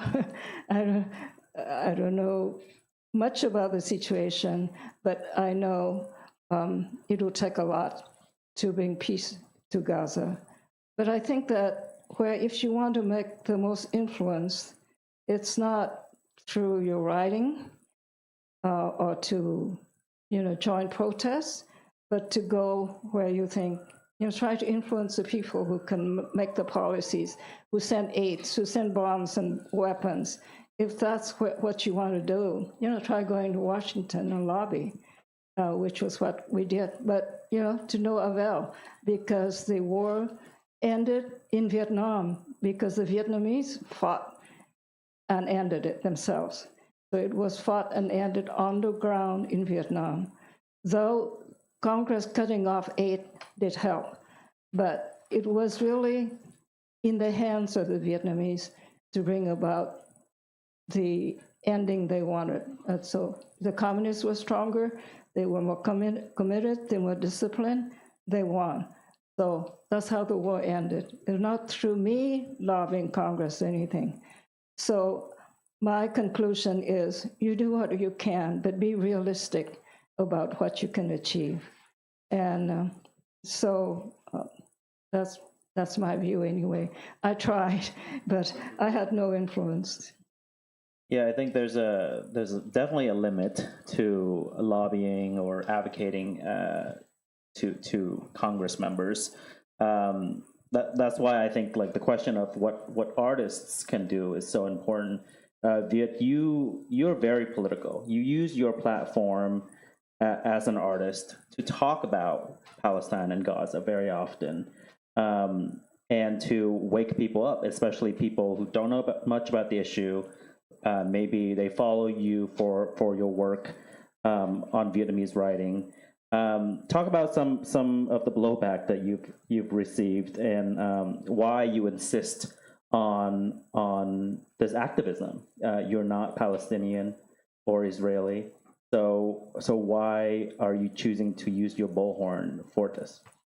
Well, let me just backtrack a little bit, because I think Go Mai made an important point that the Vietnamese won the war or were defeated by other Vietnamese people. That's where the real conflict was held. But I think American artists, since we're just talking about the United States, still did actually play an important role that leads directly to answering your question, because when I look back at the Vietnam War from the American perspective, the first artists to speak out against the war from the American perspective were the poets. It's great we're here at Beyond Baroque, home of poetry. The first artists to respond were the poets. And I think the reason why is because, poetry costs nothing except for the life of the poet. And who cares about that? So, we're also here in LA. Hollywood is the slowest artistic platform to respond because it's so expensive. And so when you have that much money invested in something, it's very hard to turn that vehicle, whereas the poet is nimble and the poet is quick. And I draw a direct line from there to here because I think, in fact, I think Go Mai is probably right in that we shouldn't over-attribute significance to poetry and art and literature and what it does.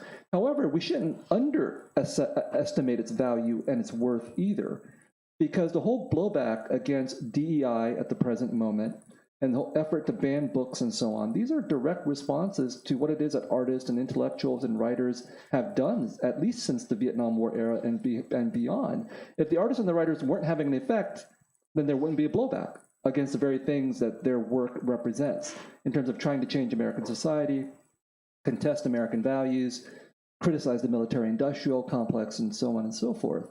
And so that brings us into the present, and the blowback that's really crucial is this blowback in general against anybody who speaks out against dominant American values and dominant American practice. And if we look at the books that are being banned and censored today, the two categories that are most banned and censored are works by Black writers and works by LGBTQIA, queer, trans, artists and writers. These are indexes of what it is that this society, or some people in this society, consider the most threatening. And now Palestine and Gaza for sure. And so why did I start to speak out on that issue? It just seemed to me that the more I read into the issue, in fact, the more I realized how I had been completely propagandized by American society. I've been very politically conscious about a lot of other issues, but like many Americans, I accepted the mainstream perception of Israel and anti-Semitism. And in fact, I can trace it very directly to a movie that I watched. At the same time I was watching The Green Berets when I was a kid, which was another form of American propaganda about the Vietnam War. I was also watching Exodus, starring Paul Newman, this 1960 epic about the founding of Israel, in which Jewish refugees to Palestine are the heroes, and the Palestinians are the terrorist, evil villains, occupying the role of indigenous Indian people in all these kinds of Western fantasies. And I completely accepted that.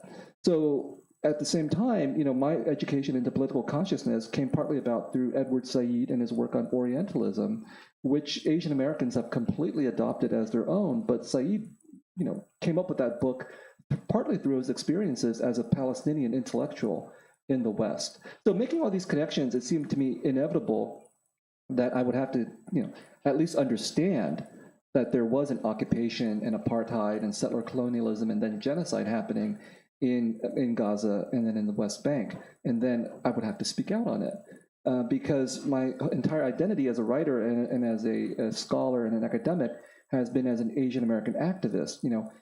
Anti-Asian violence is wrong. We have to speak out on it. We have to go into the streets. We have to write. We have to agitate. We have to organize.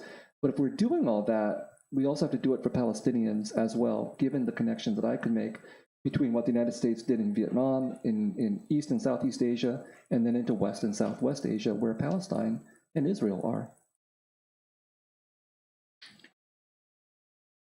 We're running out of time, so I want to get to another question and then Q&A. The last chapter of this book is about looking forward. So to move from, quote, questions of what happened and why to questions about our collective futures of why not this and what if that. What is the what if that you have for the Vietnamese people, the Vietnamese diaspora? What's your hope for them?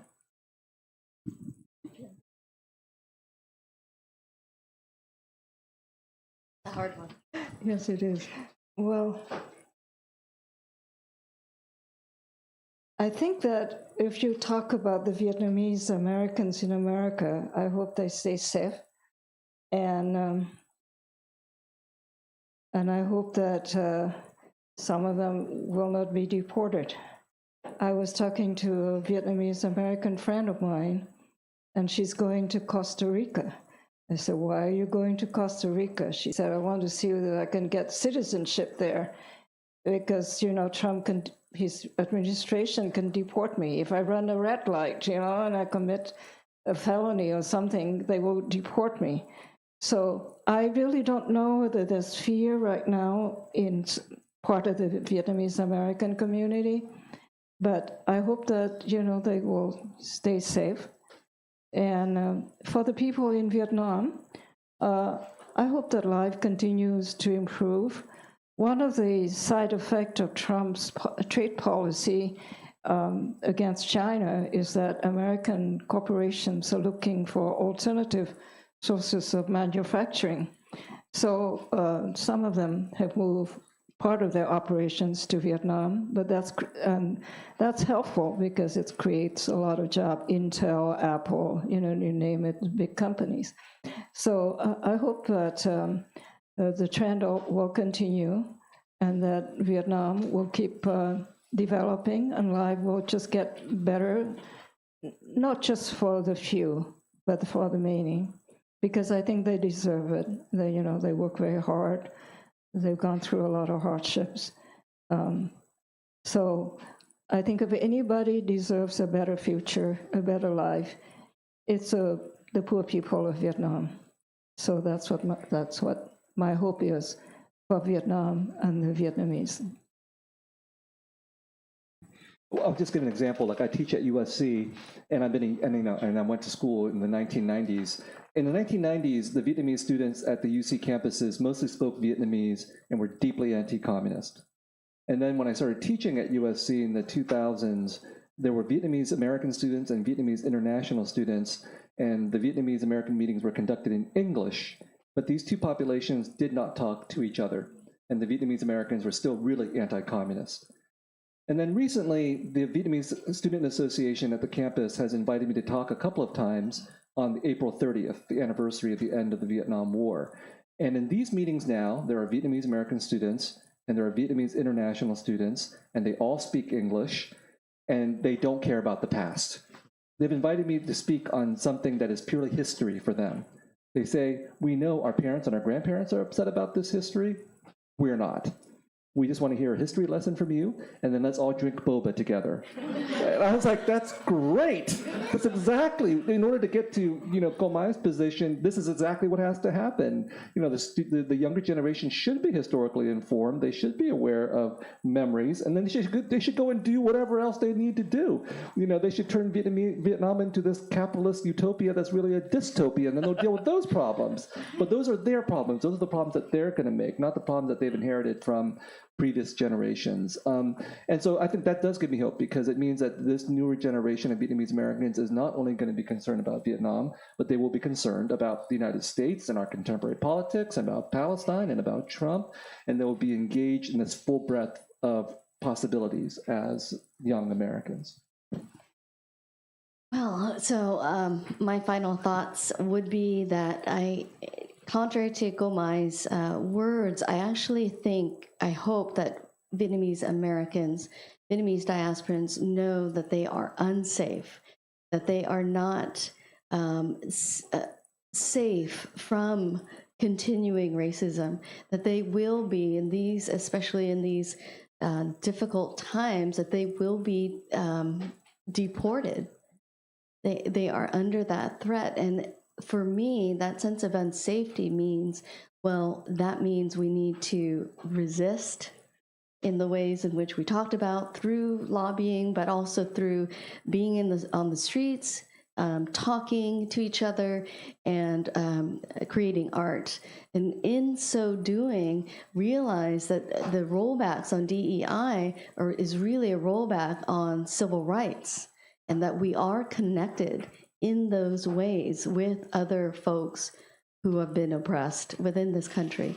I also think that the Vietnamese, my hope for the young Vietnamese in Vietnam is that they are also feeling unsafe, because the Vietnamese state is on its own path towards seeing itself as a very strong nation state that is cooperating with those that they have been harmed by, like for example, the U.S., or buying arms from Israel, so that it's also complicit within global terrorism in its own regions. But so I hope that this next generation will see that our lives are precarious within these imperial states, and that our lives are also connected. So that's my hope. Thank you. Yeah, for that unsafety to activate us. We have time for maybe 2 questions. So anybody would like to volunteer or jump in? So okay.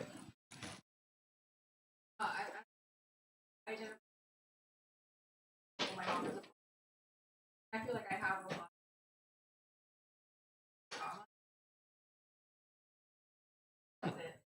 I'm just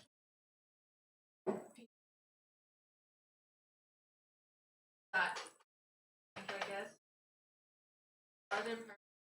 I don't know. I feel like.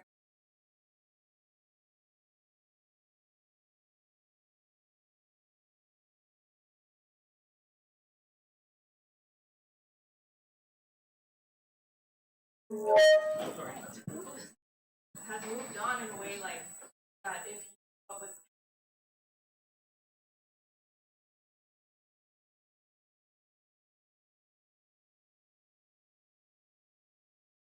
I mean, I can tell you, like, there was one moment at the University of Southern California campus about 10 or 15 years ago where that exact conversation was held between Vietnamese American and Vietnamese international students.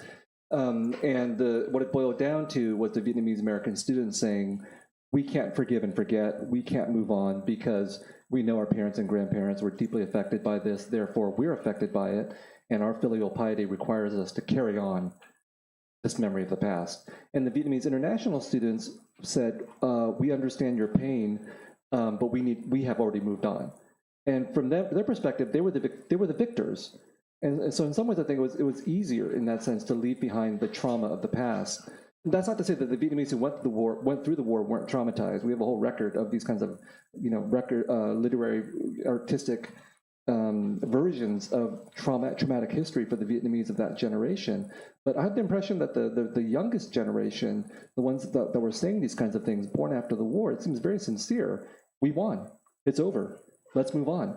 And so that distinction between having won versus having lost seems to have played a huge role in the way that these different cultures have processed or not been able to process trauma.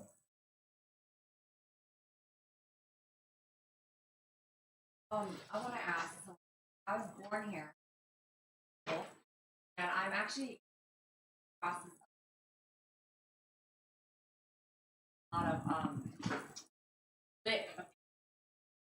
the old generation is like you're foolish. Why would you ever give up? Why would you ever want to be associated with a communist country? However, I feel that there isn't talk about reconnecting with our motherland. Even though I was born here and I'm a Navy veteran, I'm very patriotic to my country and the opportunities that have been given to not just my community, but many, many communities around the world. I want my children who are biracial have a bridge to where we originated from, because I feel like there's so much lost history and culture, and there's no other way to. I'm proud of being rooted here, but I feel there's an empty disconnect, and I feel if I feel it, my children must at some point in their life feel that. But because of my parents and grandparents' trauma, they don't bridge that. I didn't see Vietnamese art until I was 20. Like our culture, we didn't wear ao dai, or they would bring it from Vietnam, but we would never wear it because we were so ashamed of being Vietnamese. We were trying to assimilate so much, and now I immerse my children in it, and even the idea of like, hey, they've renounced their citizenship, and for their child to have a American citizenship, the most powerful citizenship in the world, to go and return and try to reconnect to get citizenship so I can go back and live and create that connection for my children and their generation to come. What are the thoughts, the feel, is people looking into this? Because I know I'm not alone. I know I've met other people who are also looking to reconnect, we weren't born there. We visit, but it's like there's so much that has been lost, and so much, like you said, that has healed, but I haven't felt it, you know what I mean? So I don't know if there's something, are you all looking into that, or how do we reconcile all these different frameworks from different generations? Like one part I'm trauma, right, generational trauma. Another part I am unaffected by it, and I want to move forward and create something that I believe would be beautiful for my children. Yeah. Viet or Lan? Or Mai? I'm not a dual citizen, but if you go back and try to get Vietnamese citizenship, it doesn't mean you're giving up your American citizenship, does it? No, there are like real political ramifications. Security clearance if you work in the U.S. if you're a dual citizen of a country that is communist, impacts, like, there's different positive and negative impacts. I think, for me, I struggle with having this country be my native country. Yeah. But knowing that I have roots somewhere else, but we're so separated, and there's a void, maybe like somebody who has been adopted, right? That gap of, feeling something is missing from her identity. I mentioned you two because if you didn't know, they're married with children, and so I'm curious from a parent's perspective, how do you think about this lineage that your children will eventually want, right? It just got personal all of a sudden. I gave them up. Yeah, no, this is very deeply felt. So thank you for the question. And culturally, I'm very critical of the U.S. and Vietnam. Culturally, though, I feel very anchored within both cultures, and so, but it's so when we talk about Vietnam to the kids, it has to be both that the cultural, historical, political, it's all there. And so that's what we try to impart to them, that we didn't come to the U.S. without any reason, that there is such a rich history behind how we came, the cultures from which we came, and how all of that has made us who we are. So, and how that relates to our parents and grandparents. So I can't think of talking about culture without also being political about it. So having dual citizenship, I think, has its benefits. But what I'm saying is, I guess for me, what's more important is that kind of rich historical, political, cultural background that you bring to your kids, and that can be done through trips and through stories, through art, outside of the citizenship question. Does that make sense? So, yeah. So I just see them as separate, but the cultural stories we tell them are deeply political. So. I just want to put a historical spin on it, not a personal one. But which is, part of what you're talking about is not a new issue. That, when I look at Asian American culture and history and so on, these questions of split identities, dual citizenships, binationalities, and so on, this goes back to the 19th century at the very least, right? And then when I was going to school in the 90s in college, we were all talking about that. Are we Asian or are we American? And, why do we feel cultural conflict and so on? And then I give a lot of lectures on college campuses today, 20, 30 years later, and I'm still getting questions from college students saying, am I American or am I Asian? And how do I reconcile these kinds of things? And to me, what that indicates is that, as I would agree with Lan, this is not a cultural issue. It is the identity conflict, or whatever you want to call it, is not a cultural issue. It manifests as a cultural issue. Should I wear the ao yai or not wear the ao yai? Should I eat this food or not eat this food? Should I speak this language or not speak this language? But it's a cultural issue that is a manifestation or symptom of a political issue. And that political issue is colonization and conquest. If the French hadn't come to Vietnam and screwed us all over, 150 years ago, whatever it was, we wouldn't be talking about these kinds of issues today. So that knowledge, I think, is actually really crucial to give to your children, because if it purely boils down to, well, am I going to eat rice or am I going to eat bread, and some stupid thing like that, then that issue never gets resolved because it'll get repeated over and over again. But if they have the historical and political awareness, then they can put all that into context. I mean, that's how I got over my identity problem. When I go back to Vietnam, I don't think all of a sudden I'm going to become Vietnamese, and so that meant when I went to Vietnam and I didn't become Vietnamese, I wasn't shocked. I was like, of course I'm not going to become Vietnamese. Politics will prevent me from being 100% Vietnamese, right? And history. So when I go back to Vietnam and I speak Vietnamese people have said to me, your Vietnamese is so good. for a Korean, you know, and that's the world we live in. Give it up for our esteemed panelists, y'all. Thank you. Thank you so much for coming. Okay, you're signing books? Okay, sign books? I think there's a reception outside, if I'm not mistaken. Yes, he said yes.